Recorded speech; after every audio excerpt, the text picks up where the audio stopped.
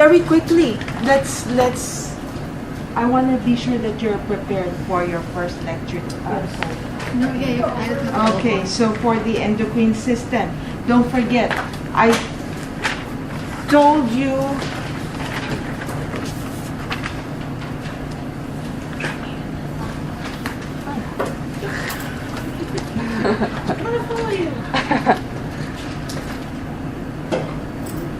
there will be critical thinking questions, critical thinking, okay? And so this will be a taste test. This first test will show you how I test for Bio 242. Bio 241, there was critical thinking, but just only a little bit, right? Here, there'll be a lot. You're going to bring your brains when you come take the test. You know what? If you've been listening, you will do well. Just don't. There's a lot of students who will write 1,000,000 sentences. It doesn't make sense. I just still mark you wrong. And they will fight and fight and fight with me. I said, don't write too many sentences. The next sentence makes it wrong. If you think, just if in one sentence you can write all of the answers to it, that's it. Don't add more to your answer. Don't forget for the hormones. Remember, I told you for the hormones, I think it will help you if you just review the different hormones. Concentrate on the major remember the flow chart, right? In your endocrine worksheet, I'll hand it. Remember? So what happens if you have a decrease in T3, T4? So the negative feedback mechanism. Remember, the hypothalamus is key. What hormone does it release? The releasing hormone. Where is it going? So, by the way, and I'm going to hand you your worksheets.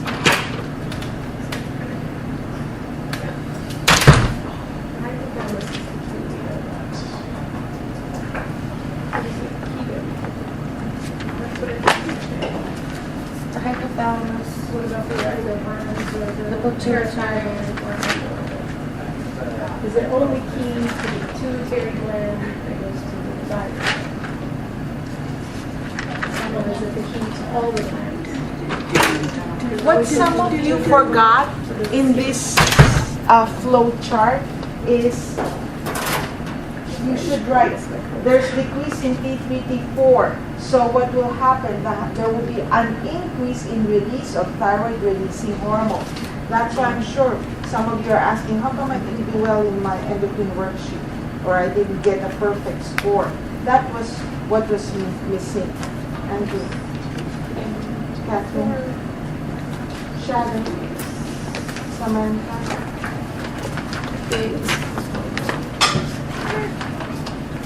Catherine,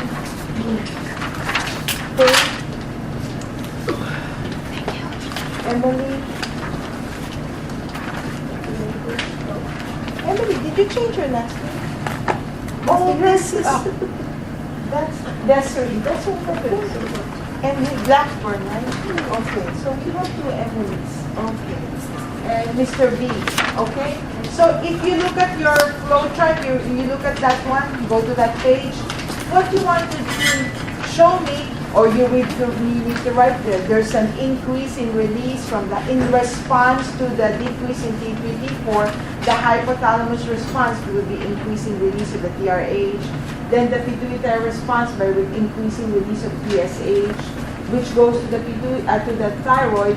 Then the thyroid responds by making more T3, T4. That's how the body, the endocrine system basically works.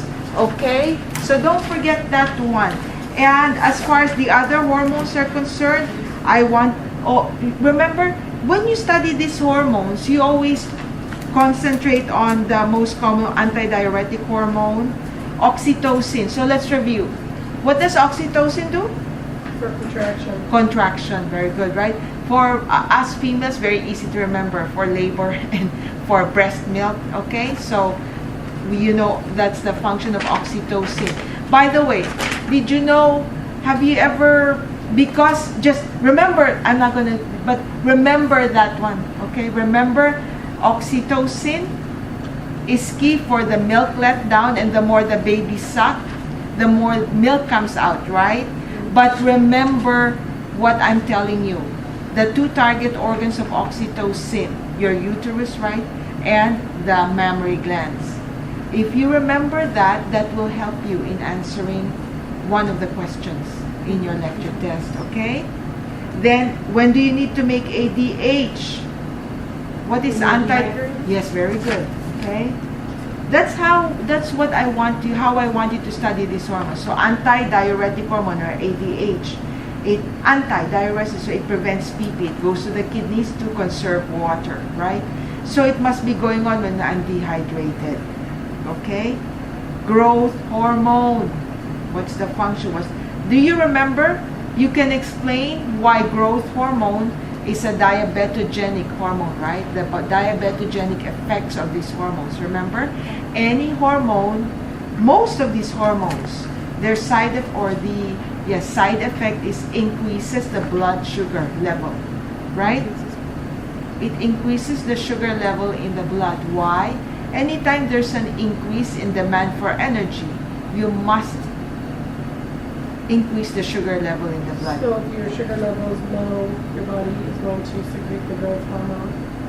If your sugar level is low, it's not. Well, if your sugar level, don't confuse yourself. If your sugar level is low, what responds? It's the pancreas, really, right?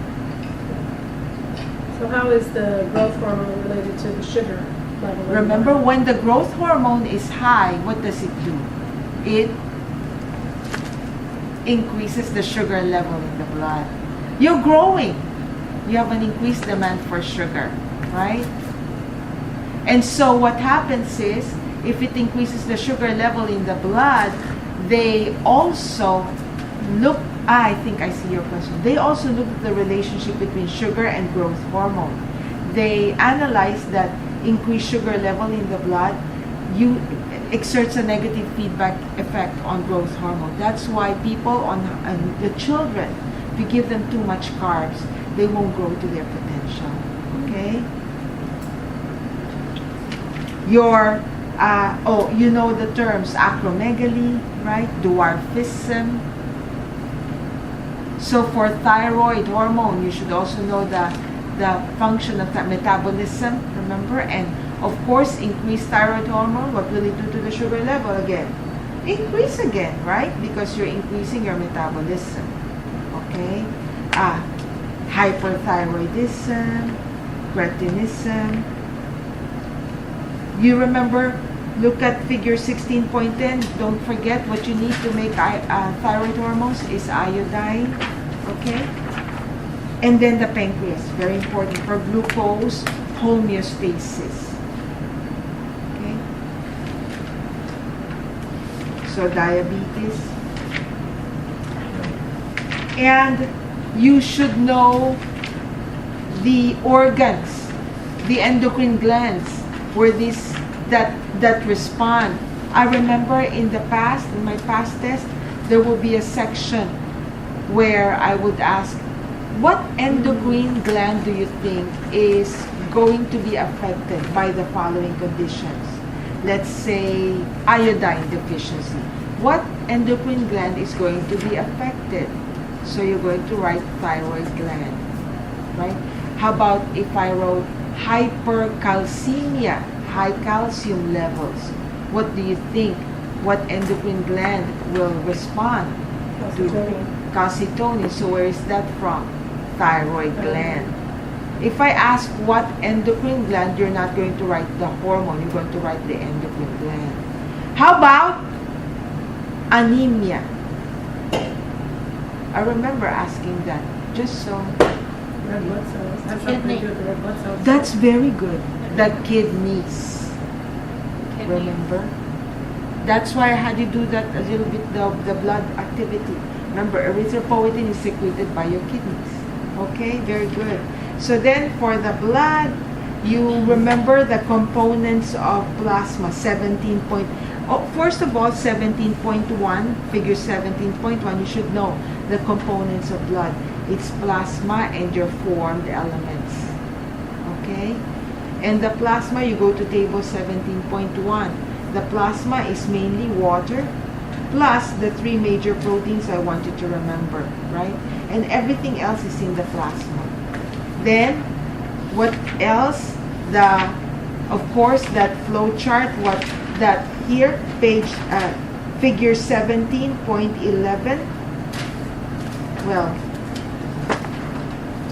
the red blood cell is not included here. But remember that there's only one stem cell that makes all your formed elements, right? So I remember having this flow chart, this picture, but the picture is just there to hopefully help you remember the hormones. That was the question. The question was about hormones. I don't know, because this is an old edition. Figure 17.11. Anyway, what I want you to remember are the hormones that are key to making these red blood cells. What do you think is this blood cell formation going on? Where is it happening? Bone marrow. That's very good. The bone marrow, which is your bone. Don't forget that, because that's key to answering a few questions in my test. This cell formation, blood cell formation, happens in the bone. In other words, the hormones that you were going to write, erythropoietin, thrombopoietin, the colony stimulating factor. What's the target organ of those three hormones? Your bone, right? They're going to go to the bone marrow, the bone. And there's many other hormones that affect bone, right? You have your calcitonin, parathyroid hormone, you have growth hormone, all of those things, okay? Then the function of your red blood cells, the key is looking at figure 17.4. It's made up of nothing but millions and millions of hemoglobin. You look at hemoglobin, what does it contain? There's the central heme with the globin protein, and the heme contains iron. We discussed iron deficiency anemia, right? We discussed how it can possibly be a deadly condition, okay? So you should know why. Always know why. And then, of course, for the WBC, there will be this one, you have some clinical cases. There will be WBC diff count. And then you figure out the plan of action. Are you going to give antibiotics to this one? Are you going to give this one allergy medications, whatever? So you should know. When it's neutrophil, so you look at this one, table 17.2. Just very quickly.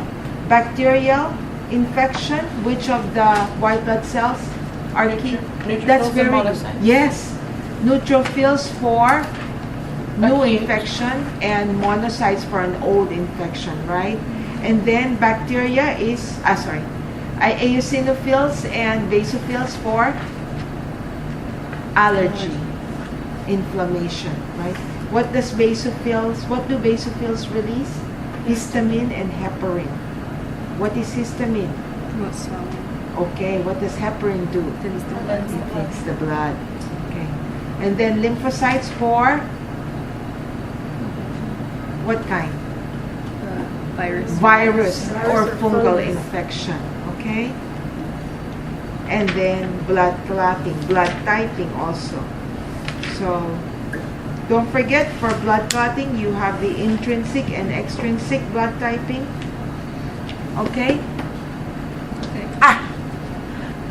Intrinsic and extrinsic clotting pathway.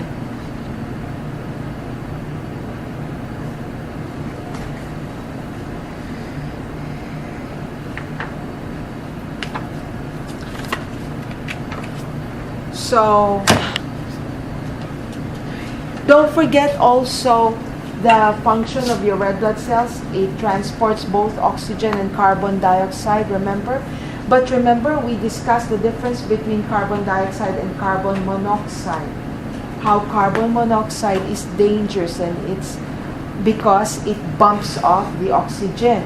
So the red blood cell, even though you have healthy red blood cells, it's not able to transport oxygen. That's why we die.